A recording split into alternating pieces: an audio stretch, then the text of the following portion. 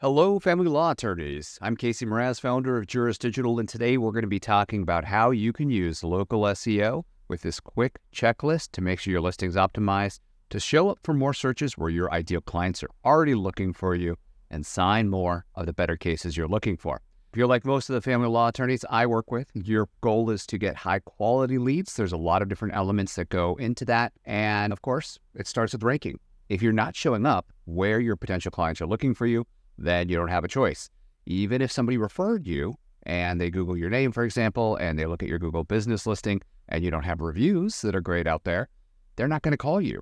So all this plays an important perspective, not only from a branding visibility, but a search and credibility perspective as well. So let's start by going through a very quick list of checklist items that you can look. There's a lot on here now, but we'll go through them one by one and make sure that you have a full understanding of them. So first and foremost, what we're talking about here is the Google Local Pack. So these are powered by a free listing called your Google Business Listing. Your Google Business Listing is something that you can set up for free if you haven't already set it up, and you can claim it. Now, assuming that you're able to claim it, if you Googled your firm name at the top, you're going to see a place to manage the listing at the top of the search results here. And that's where you would make some of these changes whenever we're talking about changes to the listing itself. But you'll notice these listings are also connected to websites. That's where a lot of the ranking equity will also come from. So connecting it to your powerful website is a great way to reinforce to Google exactly what you do, the clients you serve, and get this in front of the right audience. The first thing that you need to do if you want to have a possibility of showing up here is ensure that your office is physically located in the city of search. So if you're in, I put Orlando up here, for example, but you're looking for clients in Miami, the only way to show up here, which shows up right beneath the ad, so it's very important from a prominent ranking and display standpoint, you need an office in Miami. So you have to have an office, and more importantly, it needs to be located in the city of search. And I bring that up because that's a problem right now. Let's look at Orlando, Florida. So if I do Orlando, Florida, what do you see here? You see this red outline that's going on. That's where Google understands the city limits to be. So if your office has an Orlando address, but you're right outside this, you're in trouble. That office is not going to be adequate enough for ranking in here. It's just, you're shooting yourself on the foot. So you would need to make an alternative adjustment. So number two, you do need to make sure that you have an office somewhere. I'm going to type in Orlando high net worth divorce attorney. This particular one doesn't have a local pack. In this case, you would optimize for organic local results, which are just these standard pages here. That's another optimization tactic, but today we're really focused on just the local pack. And notice how I put the city in. I'm putting the city in because I'm not located in Orlando, and I'm using that as an example. Most searches actually happen without the city in there because Google already knows where you are. Google knows where you're searching from. So a lot of times that local pack will display for a lot more keywords in your market, and that's something you want to check out. But number two, you need to have an actual physical office. So when we're talking about your physical office, that's your business that has an address, phone number, unique suite number, for example, co-working spaces. The guidelines on those kind of vary from time to time. Google constantly updates them. It's not ideal, but in some cases it'll work just fine. Specifically, if you have your own signage in your office and you can prove that, you need a way to prove that your office is here. So before you have the idea of, let me create 100 of these listings across 100 different cities, you need to actually have somewhere that you can prove that you have a business listing. And then to pass Google's guidelines, that business needs to be staffed during the displayed hours. Obviously, there's a lot of nuances there and a lot of wrong information on Google, which we won't go into right now. But that's kind of where we're at. And one thing that's an important pro tip that you should know about is if your office is in an office with a lot of other divorce attorneys, for example, using this same one, guess what? Google's only going to display one at this address in this local pack, okay? And your goal with this is to, basically the ideal situation for you would be to show up everywhere people are searching across the city. Because with local packs, if I'm standing right here and do a search for your divorce attorney or best divorce attorney or whatever that keyword is, I might see different results if I move a mile that way or a quarter mile that way. So it's heavily dependent on the physical location I'm searching from, whether I'm on my mobile device or whether I'm on a computer. So the best results come when you really dominate a city, when you have that prominence and that authority, and you're really ranking anywhere in that city, especially high net worth areas, if that's your target market. You need to think your primary category here. So you can set multiple categories that are closely relevant to you. But again, using the example of divorce attorney, if you're a divorce attorney, do not select family law attorney as your primary category. That could be the secondary category. But if you're primarily handling divorce cases, over 50% of your firm's business is that, your primary category needs to be divorce attorney. If you are a divorce attorney and you're in a building that has 10 other divorce attorneys, you have an uphill battle. It's not that it's not winnable, but you need to do more work. You need to have more authority in the long run so that you can overcome them. Because if you don't, you'll always be trampled by them. That's just one of the unfortunate realities. Another unfortunate reality is if you look at these business names, Conti Moore Law Divorce Lawyers, Orlando Divorce Lawyer, and Family Law. What do we notice there? I think we all see it. There's a keyword, a very important keyword in that business name. Is that a ranking factor? Yes, it's a very important ranking factor. And with that being said, if you have a DBA or fictitious name that you can file for your business and do that and put it on your signage so that you can prove to Google that this is the actual name of your business, then I would say absolutely do that if that's how you want to brand yourself. It's an easy win, easy way to get up there. Now, if you can't report it, or if you can't put it on your signage, you can get it suspended. And that's bad because then you have no visibility. If your competitors are, for example, our Wani law firm here, if I were to pull this up and take a look at his profile, if his office signage did not have that, that could be a problem for him. If somebody were to report this and this is their current signage, Google would probably edit that business name and take that out of there. That's what local SEO nerds still do. Try to get our clients to the top of these rankings, the top of these listings. These are important things to pay attention to. Now that we talked about the primary category, you do want to do the additional categories that are going to be relevant to you, the ones that are really going to be closely related. So again, if you're in family law doing divorce lawyer, then you're probably going to do ones like divorce attorney, number 1, family law attorney, number 2. Then you might do a lawyer, but that's getting a little bit more narrow, or a law firm, because you're probably going to start showing up in other searches depending on what information is already on the web across you. So after that, what you want to do, focusing on high leverage things that are going to increase your rankings, is that one I just mentioned actually, is reporting spam. So this would be considered spam if his signage doesn't match. You can check out Google Street View and get those pictures, and you could submit those using the Google redressal form. There's a complaint form that you can use to say, hey, look, this is wrong. Let's do that. And Google will edit that and remove it. The next thing we want to look at is reviews. If you look at all of these listings, 44 reviews, and this guy, Conti Moore, is actually doing a very good job of getting reviews. That's clearly a part of their process. The best firms that get reviews constantly make it into their process. They reward staff members. They reward team members. Maybe it's a monthly contest for a gift certificate, a movie night, whatever, or it could be monetary for each one. But any interaction somebody has with your law firm, if they pick up the phone to call you, even if you can't help them specifically through your legal services, you probably know somebody that can. So putting that best brand foot forward and helping people out no matter what, and then doing the ask, saying, hey, were you satisfied with this answer?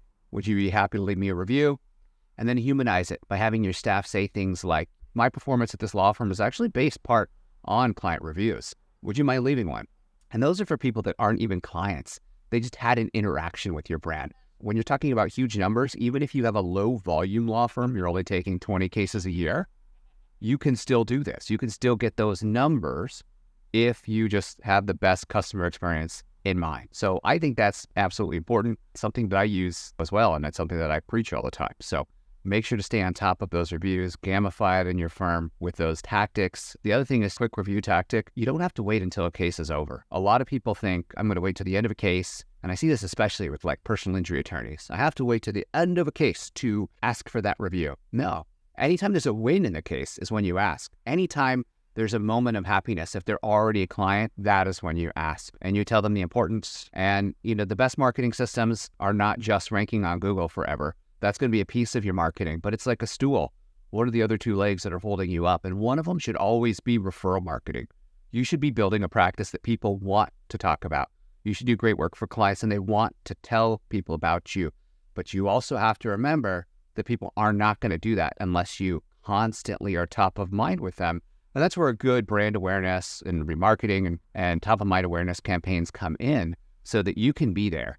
And you can incentivize past clients or anybody that's had an interaction with you in the past to continue to refer you business. Some important things that I've learned working with hundreds of attorneys. but also just interviewing and talking to them through my podcasts and conferences, various ways. So next, with reviews on that topic, it's not just about getting to a certain number and leaving it. It's really about review velocity. So it's not just how many reviews am I getting today, but what about tomorrow or this month? And what you want to do is you want to be the leader in your market. If you notice the other firms are growing by 1 or 2 reviews a month, you want to get 3 or 4. Okay, the numbers don't have to be huge because you'll see that most firms don't put in the effort to do this. So to win, it's really just about doing the work, putting in that effort. And the quality of reviews too, you should be real. You don't want people to just click the star rating. You want people to leave information there about their actual experience. As far as Google business profile optimization, let's look at this profile here and do a quick teardown. So one, they have some cool images up here. This one, the TEDx one, obviously a trust signal right away. People see that. They understand that. They're putting a good foot forward. They could upload more photos for sure, but is what it is. That's something that you should do as well as part of your regular process. Aim to upload photos every single week of you at work, happy clients, anything that you can. And even client testimonial videos. They can be interpersonal. You see how big TikTok is these days, people just recording videos on their phone. Get those coming in on a stream and upload those to your Google business profile. Right here, you'll notice the hours. They're open 24 hours in this particular case. This is important for several reasons. One, the time of day that I'm searching. If your law firm is not showing as open, you are less likely in some cases to not show up. So if my law firm is closed at 5 o'clock p.m. and somebody searches at 5:05 p.m. when I'm off work and have time to actually focus on my marital issues when I need to find an attorney, you are greatly diminishing your ability to rank. So when should you be open? Well, according to Google, whenever your office is staffed. So this is a bit of a line that you need to toe and walk. But if you can staff your office 24/7, then publishing these hours are a great thing that will help you.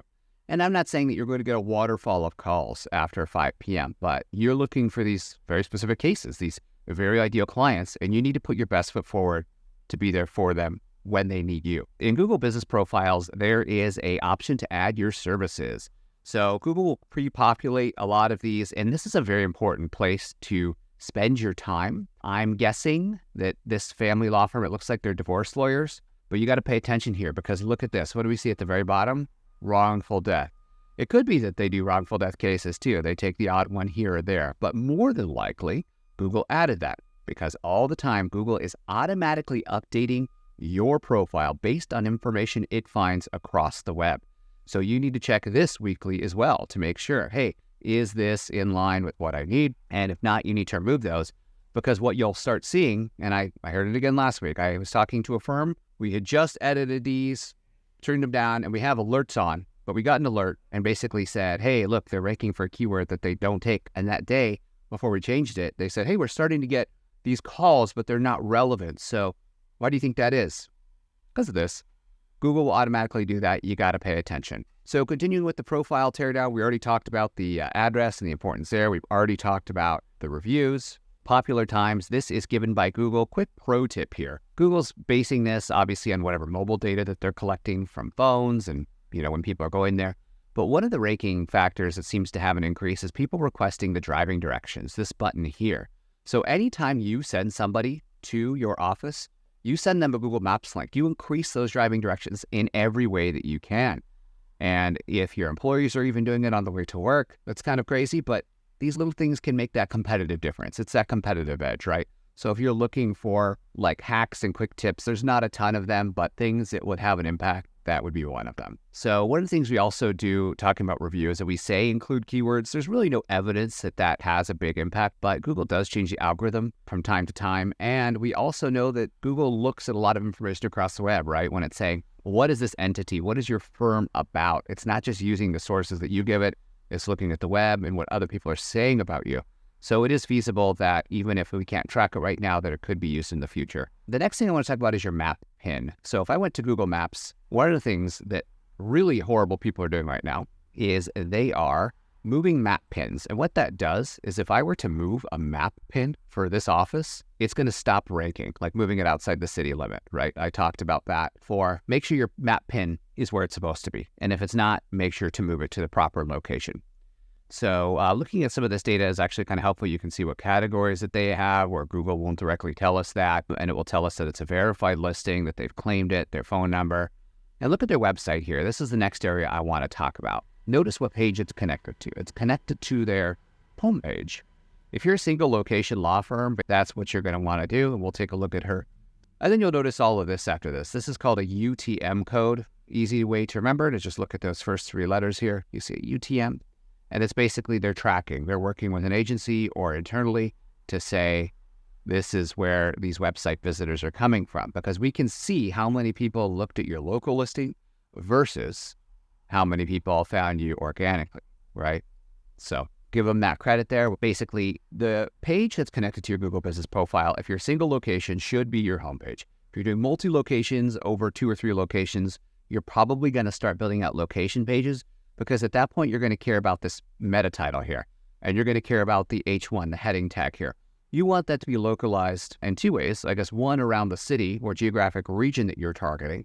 And search is very localized these days. So if I'm looking for a divorce attorney and I don't type in Orlando, I'm still going to see Orlando divorce if I'm searching within Orlando. Basically, each city can justify that as long as you can create content appropriately around that.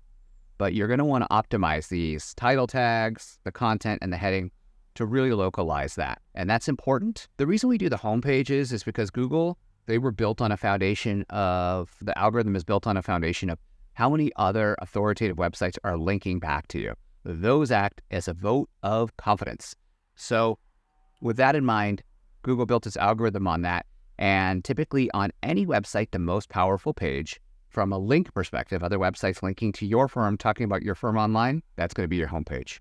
So if you're taking the other approach where you have multi-offices, multi-city, then you're going to have to think about, hey, how can I build authority to these other pages as well? Because that's one of the top ranking factors. So when we're talking about ranking, whether it's internally or even other websites linking back to you, the thing that we need to pay attention to is anchor text, because Google still looks at that here in 2024.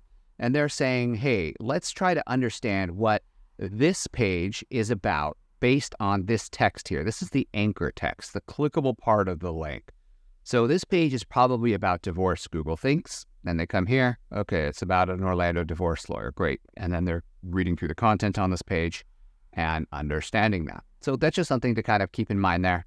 You know, internal and external anchor text is something you want to pay attention to. I'm not going to get into the story brand stuff today, but I will have another video on that, because the other problem that I see is people spending a lot of money on SEO or investing a lot of resources, and they get the rankings, but then the phone doesn't ring. And so why is that? It could be a number of reasons. It could be that they're not answering their phone, or their answering service sucks, or whatever. But 9 times out of 10, it's actually because of the content on their page. It's that I land on this page and it's not speaking to me. And this one isn't bad, to be fair. Divorce is one of the most stressful things you'll ever deal with. You shouldn't have to deal with it on your own. Hiring the right divorce lawyer. She is trying to kind of define herself as a guide a little bit, but there's a lot better way to do this and enhance that. You know, who's not going to say award-winning Orlando divorce lawyers? Like, that's obviously there for SEO reasons. But you need to really relate to those clients, and you need to show them that you're the guide and that we can help them through this situation. Going back to a couple other ranking factors I just wanted to touch on before I end this video real quickly, some more of the important ones is with reviews. Another mistake that a lot of people make is they don't respond to reviews. They see these reviews, they get them from clients, but they're not responding to them. But if you're not sure how to respond to reviews, throw that into ChatGPT and say, here's a review. Respond to this for me. And in case you haven't done that, why not? You could copy and paste something like that. Maybe not perfect. You probably want to do a human way. I'm just trying to show you a thing that you could do to make it easier if you found that. Other things that you need to focus on, I mentioned backlinks and anchor text specifically, but links from other sources. The links that you need to focus on are ones that are great for your market. So if you're in Orlando, what I would do is I would type in Orlando Business Directory, Orlando Chamber of Commerce, and I would find the top few listings here that get ranked. If you're sponsoring any local events like Little Leagues, or you're contributing to a nonprofit cause, make sure you're listed as a sponsor and they're linking back to your page. Those are the links that everybody in the world can get. So you should have them. It's like table stakes for entering and ranking that coveted local pack. But how do you go further? How do you get more links that other people aren't getting? There's a million different ways to do it. You know, the way that I prefer to do it these days is use a service that was like Haro, but quoted. This is a paid service. I get interviewed all the time, do podcasts, do newspapers, TV, conferences, whatever. All that helps reinforce my brand. If you're in family law looking for high net worth, you want to be listed in Forbes. You want to have people talking about you there because that's a link that will help your Google local PAC authority. But what's it going to actually also do? Probably bring you real business from clients that you care about and links from where your ideal clients hang out. And if you're doing high net worth divorce, again, sorry to beat that example to death, but let's say that you found that you work best with complicated business ownership divorces, then Entrepreneur or Inc. and those magazines getting quoted in front of that audience and how you've helped people through those journeys, I can't tell you the value that will carry, not only from a brand perspective or an SEO perspective, but from a monetary perspective, from the fees that you're going to bring in, from signing those ideal clients and talking to your ideal clients where they are right now in their journey, which is likely the most difficult point in their life. So they're looking for that trusted guide. They're looking for somebody to carry them through. So ultimately, I have a list, guys, that has 290 ranking factors that you can pay attention to. But in this video, we just covered some of the most basic ones that are going to have the biggest impact for you. So if you're looking to get better at Google search results, get more clients, and sign more of those cases that you want, make sure to comment, send me the list in the comments, and I will send you the checklist absolutely free, no questions asked. And if you find that you're in need of help, feel free to give me a call, shoot us an email, fill out our form. We're happy to talk. All we do every day is help law firms sign more of their ideal cases online. Hope you found this video helpful. Thank you and have a great day.